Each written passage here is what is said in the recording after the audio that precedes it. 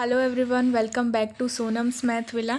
तो यार हम कर रहे थे BA BSc second year maths का स्टैटिक्स का चैप्टर नंबर 5। तो चैप्टर 5 है हमारा analytical conditions of equilibrium of coplanar forces. देखो यार, कोई भी फोर्सेस जब एक रिजिड बॉडी पे एक्ट करते हैं और अगर वो फोर्सेस जो है आपस में इक्विलिब्रियम में होते हैं तो उनकी कुछ कंडीशंस होती हैं इक्विलिब्रियम में होने की। तो दो कंडीशंस हैं यहाँ पे जो जिसकी वजह से हम कह सकते हैं अगर ये दोनों कंडीशन होंगी तभी तीन फोर्स जो किसी रिजिड बॉडी पे एक्ट कर रहे होंगे वो इक्विलिब्रियम में होंगे। तो सबसे पहले तो उन तीनों फोर्सेस को क्या होना पड़ेगा, कोप्लानर होना पड़ेगा। कोप्लानर इन द सेंस कि तीनों फोर्सेस हमारे एक ही प्लेन पे लाई करने चाहिए। दूसरी, अगर ऐसा नहीं होता तो दूसरी कंडीशन हमारे पास ये है कि या तो वो पैरेलल हो या फिर कॉन्करेंट हो। पैरेलल का मतलब है कि एक दूसरे की उन दोनों के बीच में जो डिस्टेंस होगा वो सेम होगा, एवरीवेयर हर जगह सेम रहेगा, या फिर एक के ऊपर एक ही दूसरा लाई कर रहा हो। तो ये हमारी कंडीशंस होती हैं।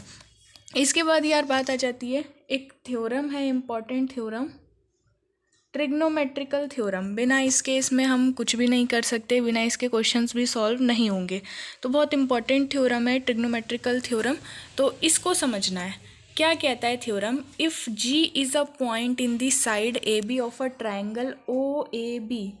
जी एक पॉइंट है, कहाँ पे है, साइड ए बी पे है। साइड ए बी कहाँ से आ गई भैया, ट्रायंगल ओ ए बी के अंदर एक साइड ए बी है। तो मैंने एक ट्रायंगल यहाँ पे ड्रॉ कर रखा है आपके सामने, जो क्या है ओ ए बी।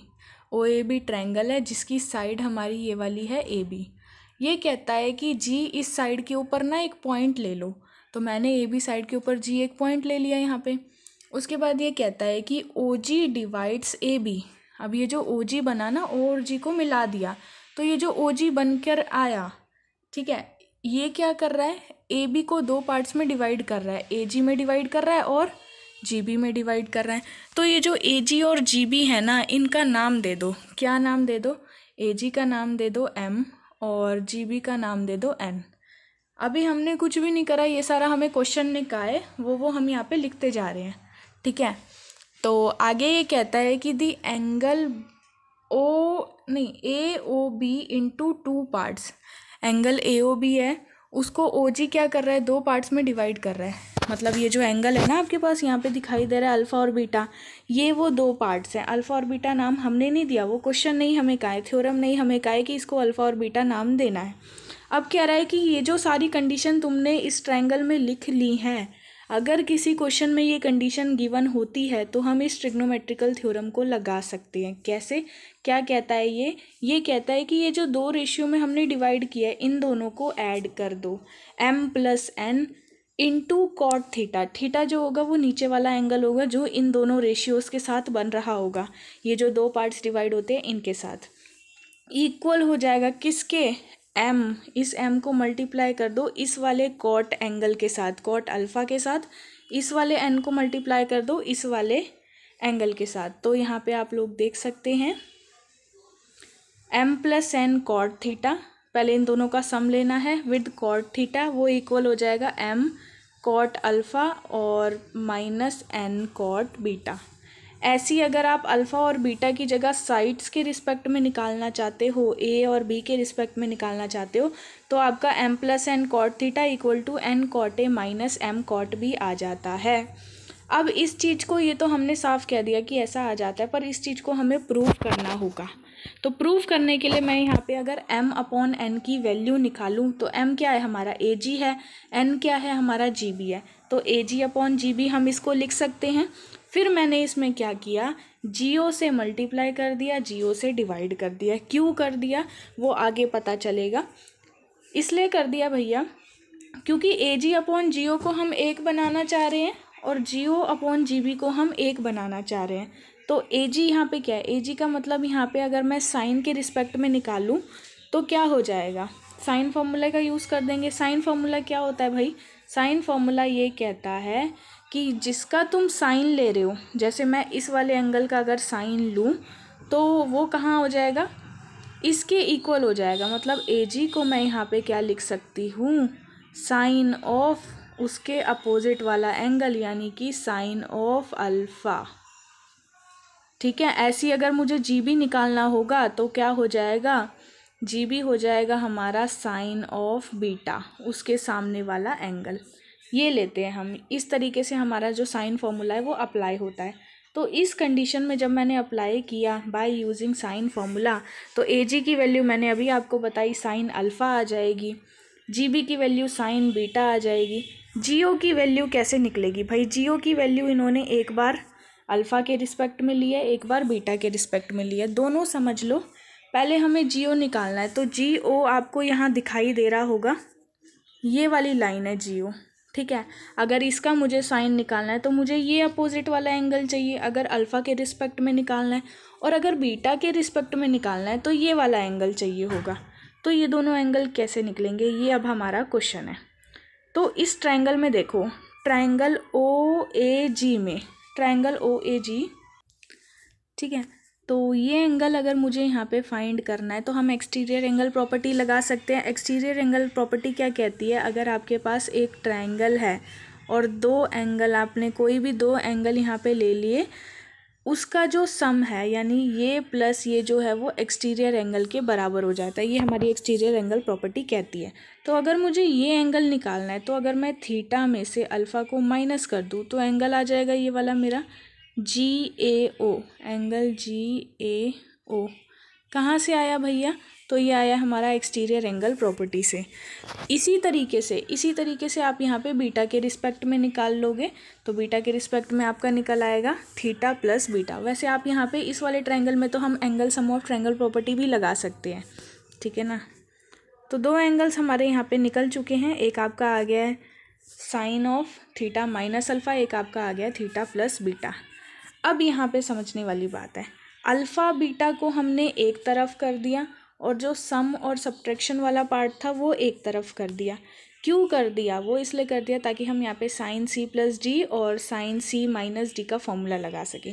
तो सब बच्चों को पता है यार साइन सी प्लस डी का फॉर्मूला क्या होता है, नहीं पता तो याद कर लो, sine C into cos D plus cos C into sine D, ये होता है। पहले वाले एंगल का साइन ले लो, दूसरे वाले का कॉस ले लो, प्लस पहले वाले का कॉस ले लो, दूसरे वाले का साइन ले लो। इसी तरीके से माइनस में हो जाएगा, बस साइन किसका आ जाएगा, माइनस का आ जाएगा। फिर इस स्टेप के बाद यहाँ से समझने वाली बात है, यहाँ मैंने क्या किया, कॉट थीटा के चेंज में, मतलब कॉट एंगल के टर्म्स में कन्वर्ट करने के लिए यहाँ क्या किया, साइन थीटा से मल्टीप्लाई कर दिया, साइन थीटा से डिवाइड कर दिया। अब इससे सीधा ये पार्ट कैसे लिखा गया है इस बात को समझो, sine theta into sine alpha, इसको मैंने यहाँ से उठा लिया।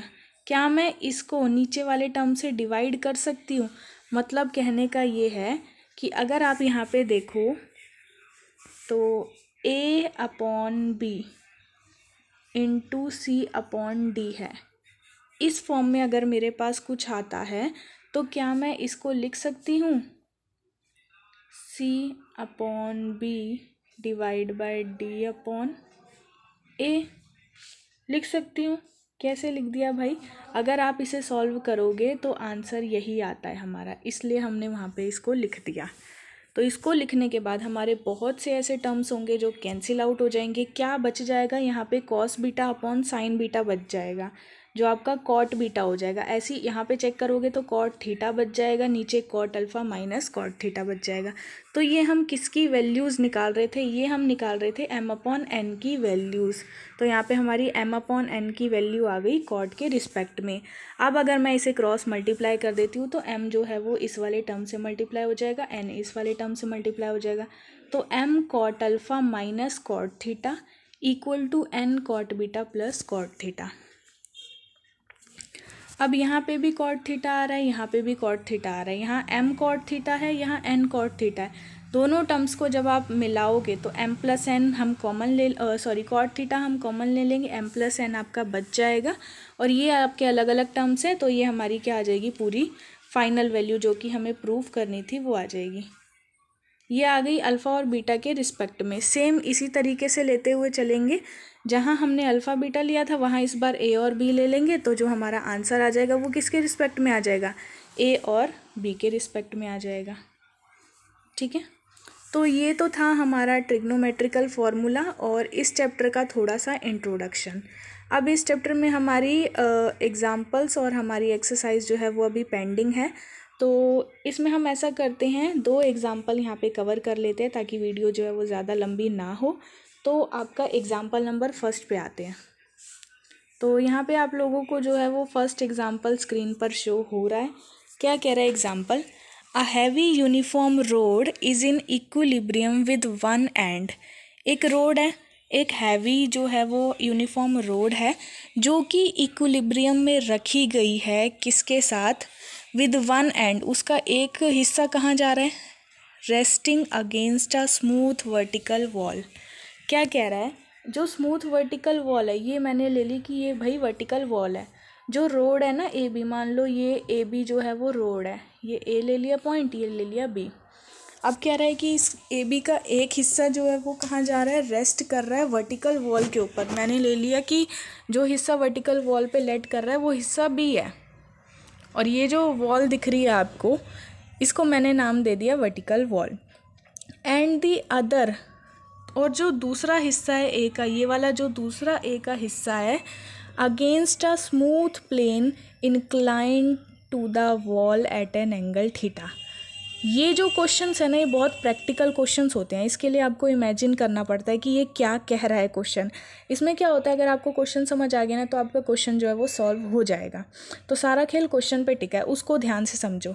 ये कह रहा है भाई कि आपका जो एक पार्ट है वो कहाँ जुड़ा हुआ है? वो जुड़ा हुआ है वर्टिकल वॉल के अगेंस्ट। दूसरा पार्ट कह रहा है कि उस प्लेन से जुड़ा है जो प्लेन वॉल के साथ एंगल थीटा बना रहा है।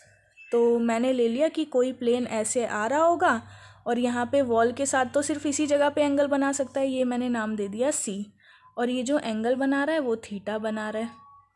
एंगल थीटा हो गया, नाम सी हो गया। और ये क्या कहता है कि ये जो है ये रोड का एक एंड है जो इसके साथ एंगल बना रहा है। ये हमारा वो प्लेन हो जाएगा जो प्लेन इसने बोला है कि एंगल बना रहा है। ओके, अब क्या कहता है? अब कहता है प्रूव दैट, भैया प्रूव कर दो कि alpha be the inclination of the rod to the horizontal. हाँ, क्या कह रहा है कि अगर अल्फ़ा मैं तुम्हें दे दूँ कि रोड जो है वो हॉरिजॉन्टल के साथ एंगल अल्फ़ा बना रहा है, ये हमारा ये जो सी वाली लाइन जा रही है, ये अगर मेरी वर्टिकल है तो हॉरिजॉन्टल कुछ इस तरीके से आएगी। ये हॉरिजॉन्टल ले ली मैंने, ठीक है, वो हमारी वर्टिकल हो गई और ये हमारी हॉरिजॉन्टल हो गई। क्या कहता है कि ये हॉरिजॉन्टल के साथ जो है वो एंगल बनाती है अल्फ़ा। एक सेकेंड, हाँ, तो हॉरिजॉन्टल के साथ एंगल हमारा क्या बनता है? अल्फ़ा बनाता है। कौन बनाती है? रोड बनाती है। तो ये हमारी ए बी रोड थी, ये हॉरिजॉन्टल है, तो एंगल अल्फ़ा ये वाला एंगल हो जाएगा भाई, ये हो गया मेरा अल्फ़ा। अब क्या कहता है? प्रूफ करो 2 tan अल्फ़ा जो है वो tan थीटा के इक्वल है।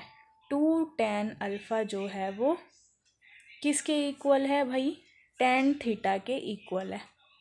अभी तक जो हमने यहाँ पे डायग्राम बनाया है सक्सेसफुली, वो किसका डायग्राम बना है? वो सिर्फ उतना पार्ट बन गया जितना मुझे क्वेश्चन में जो है वो गिवन दे रखा है।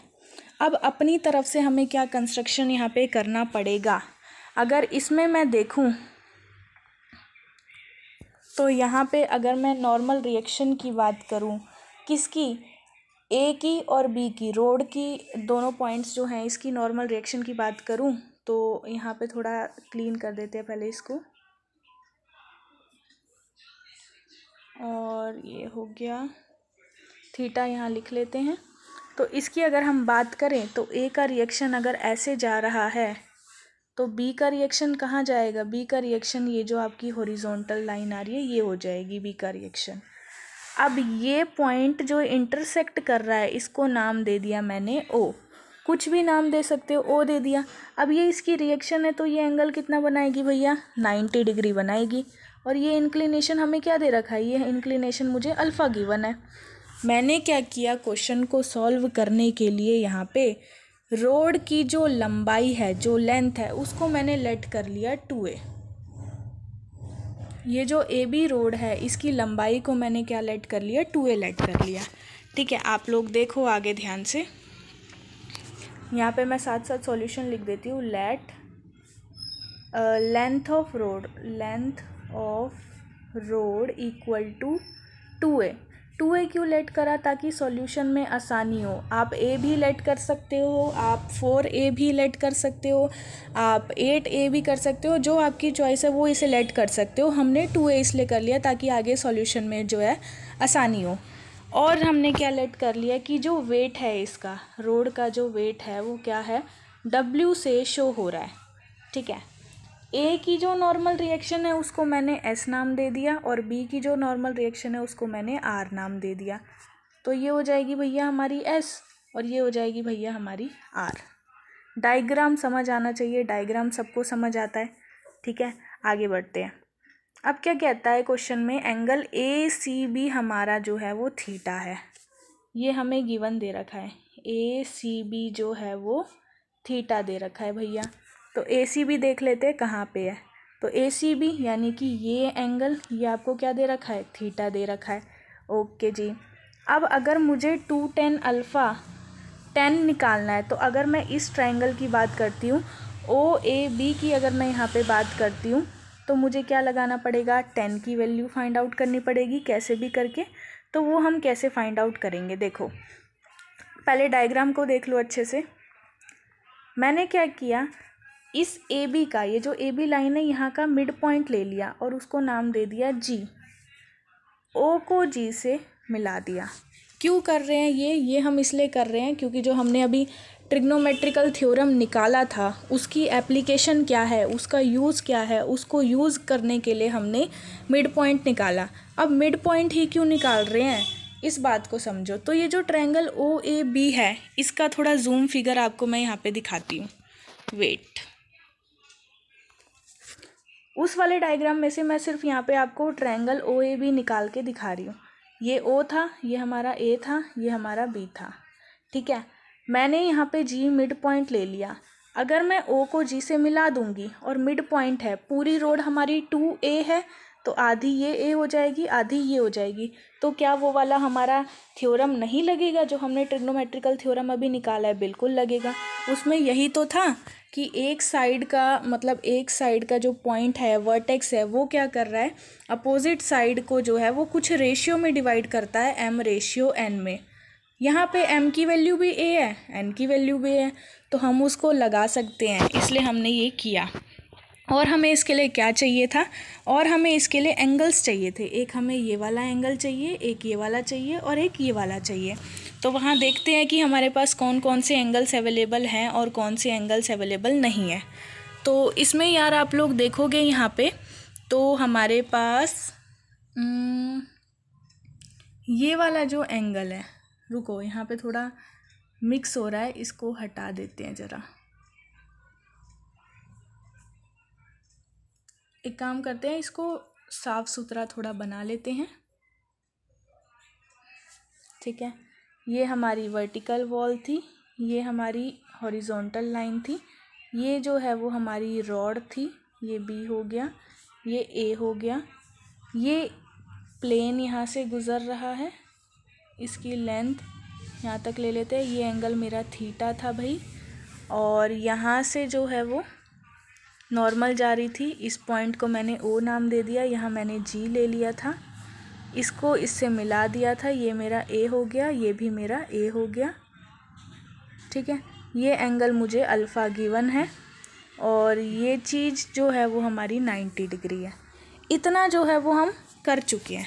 अब अगर मुझे इस ट्रायंगल में m-n ट्रिग्नोमेट्रिकल थ्योरम लगानी है, तो मुझे क्या चाहिए, मुझे चाहिए एक तो ये वाला एंगल जो आपको दिख रहा है, एंगल ए ओ जी, ये वाला एंगल। दूसरा चाहिए मुझे ये वाला एंगल, यानी कि जो आपको दिख रहा है जी ओ बी, ये वाला एंगल।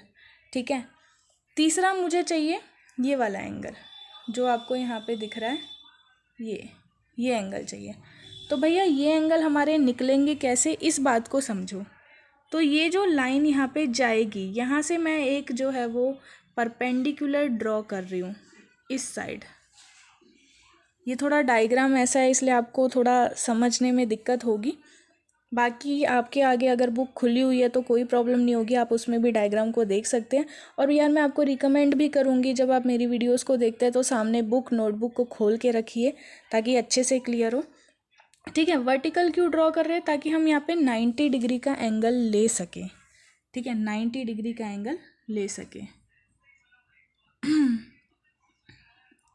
अब देखो, इसको इससे मिला दिया तो अब आपके सामने ये एंगल हम लेंगे 90 डिग्री, क्योंकि ये हम अज्यूम करके चल रहे हैं कि ये जो जी पॉइंट है ये उसी पे लाई करेगा जो यहाँ से 90 डिग्री पे जाएगी, मतलब कुछ इस तरफ से आएगा।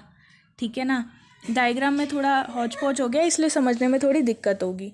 तो इस ट्रायंगल की अगर मैं बात करूँ ओ जी और बी की, तो इसमें angle sum of triangle property से दो एंगल मेरे पास गिवन है 90 और अल्फ़ा, तो तीसरा हम निकाल सकते हैं। ये हमारा क्या हो जाएगा 90 माइनस अल्फ़ा हो जाएगा, बहुत इजीली निकाल सकते हो आप लोग। अगर ये 90 माइनस अल्फ़ा है और इसी तरीके से इसे भी निकालना है तो ये एंगल मेरा क्या हो जाएगा थीटा के रिस्पेक्ट में निकल आएगा, 90 माइनस थीटा हो जाएगा। तो इसमें जब हम यहाँ पे निकालते हैं ट्रिग्नोमेट्रिकल थ्योरम लगाते हैं, m माइनस एन वाली थ्योरम को यहाँ पे अप्लाई करते हैं, तो हमारा m क्या है a है, तो a प्लस a मेरा आ जाएगा कॉट ऑफ अपोजिट एंगल यानी कि 90 माइनस अल्फ़ा किसके इक्वल आ जाएगा, ये इक्वल आ जाएगा a cot 90 minus theta into minus a cot 90 degree. यही चीज़ ऊपर लिखी हुई है मैंने, और इसको जब आप लोग सॉल्व करोगे तो जो आपका फाइनल आंसर निकल के आएगा वो वही निकल के आएगा जो चीज़ आपको प्रूफ करनी थी, यानी कि 2 tan alpha equal to tan theta. ठीक है, तो ये हमारा हैंस प्रूव हो गया। अब यार सेकंड एग्जांपल हम करें या ना करें, तो मुझे नहीं लगता कि ऐसे इस तरीके से अगर स्क्रीन पे डायग्राम बना के आप लोगों को क्लियर हो पाएगा। तो इसके लिए हम क्या करेंगे, नोटबुक में डायग्राम्स बनाएंगे, फिर आपको मैं जो है वो इसका एक्सप्लेनेशन वीडियो के थ्रू जो है वो आप लोगों को चैनल पे डाल दूँगी। तो ऐसा करते हैं, इस वीडियो में हम यहीं तक फिनिश कर लेते हैं। हाँ, अगर इतने में इंट्रोडक्शन पार्ट में किसी को कोई डाउट होता है तो आप लोग जो है वो कमेंट करके बता सकते हैं। ठीक है, और इसकी PDF अगर आप लोगों को चाहिए तो वो भी मिल जाएगी आप लोगों को। मैं मेरा जो टेलीग्राम चैनल है मैं वहाँ पे डाल दूँगी, और अगर आप लोगों ने टेलीग्राम ज्वाइन नहीं करा तो आप लोग जो है वो ज्वाइन कर सकते हैं, लिंक आपको डिस्क्रिप्शन में भी मिल जाएगा। अबाउट सेक्शन में जाएंगे आप लोग चैनल के, आपको वहाँ पे भी मिल जाएगा। ठीक है, और एक चीज़ यार, अगर कंटेंट थोड़ा सा भी समझ में आता है, अच्छा लगता है, तो प्लीज़ चैनल को सब्सक्राइब करके रखो ताकि आने वाले टाइम की सारी वीडियोस जो है वो आप लोगों तक पहुंच सके। Thank you so much.